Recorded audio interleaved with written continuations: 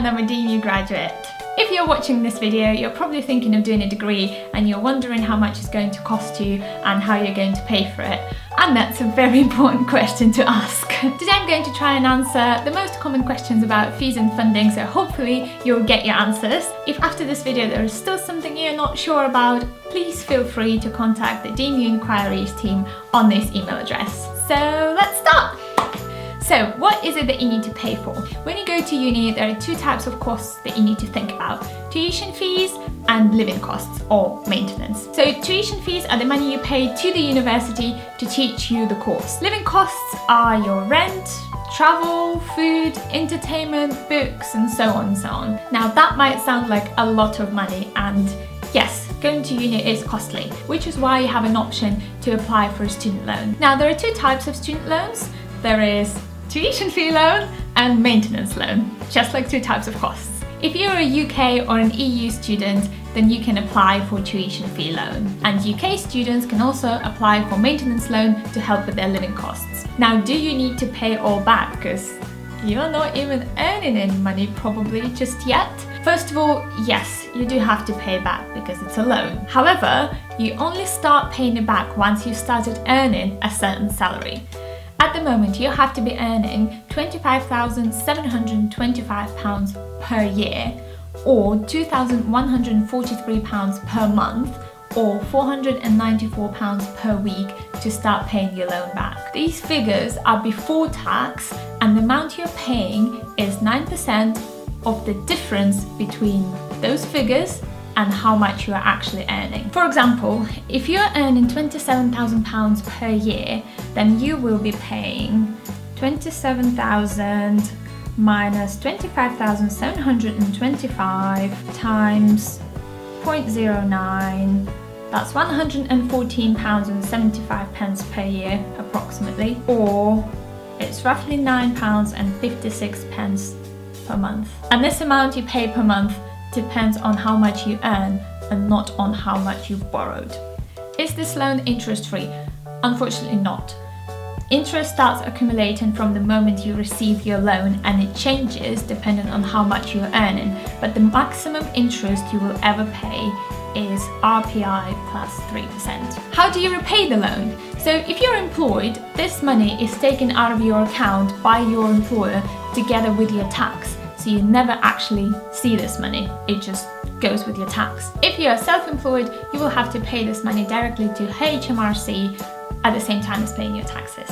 So how much does uni cost and how much money can you get? Well, your tuition fees will depend on the course you're doing and the university you've chosen, so make sure you look at that when you're doing your university research. At the moment, most of the universities in England are charging £9,250 per year for a full-time undergraduate course. So EU and UK students can request a tuition fee loan of up to £9,250 per year. So your tuition fee loan covers the whole of your course. So that's sorted, but you still need to pay your rent, buy food, clothes, course materials, pay for your travel, etc. So in addition to the tuition fee loan, UK students can also request a maintenance loan to help them support themselves during their studies. And the amount you will get will depend on your personal circumstances, your household income, whether you live at home or you are living at student accommodation, and whether your university is in London or outside of London. And there's a handy calculator on the government website that you can use to estimate roughly how much you'll get. So if you type in student finance calculator and go to the one on the government website, start now. When does your course start? So pick a year.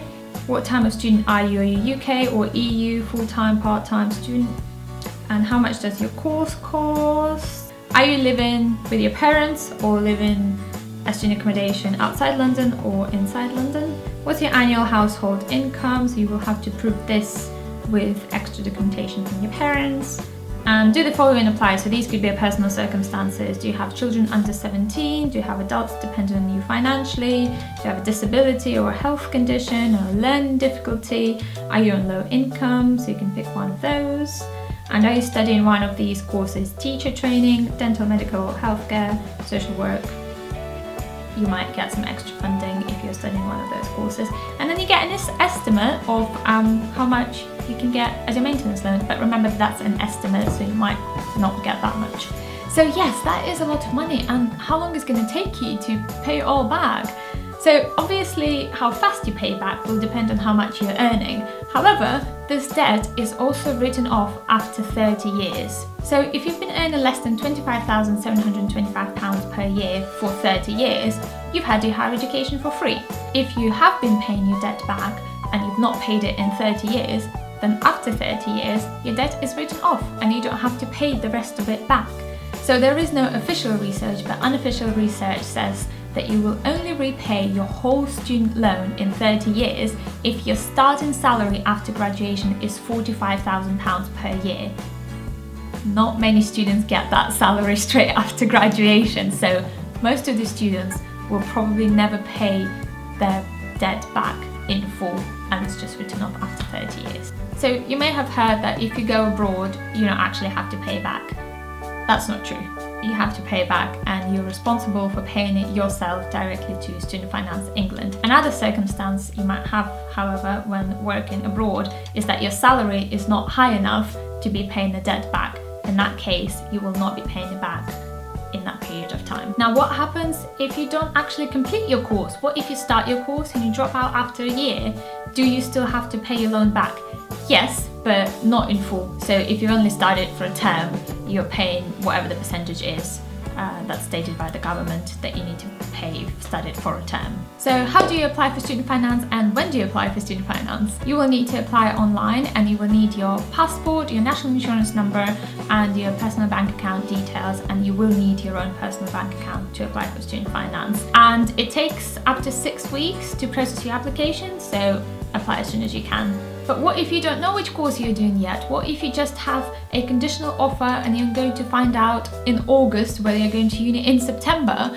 You can apply with your firm choice, and if you for some reason don't get accepted to your firm choice university, or you change your mind during clearing and you decide to go to a different university to do a different course, you can change those details later. Now, are there any other ways of funding your studies if you don't want to be taking a huge loan? Yes, so first of all, you can ask your university if they're offering any kind of scholarship. Those are normally based on personal circumstances, level of income, specialist skills or academic achievements. Secondly, you could consider applying for one of the grants available on the government website. So it could be childcare grant, or parents learning allowance, or disabled student allowance, or adult dependence grant. And you can search for those on the government website.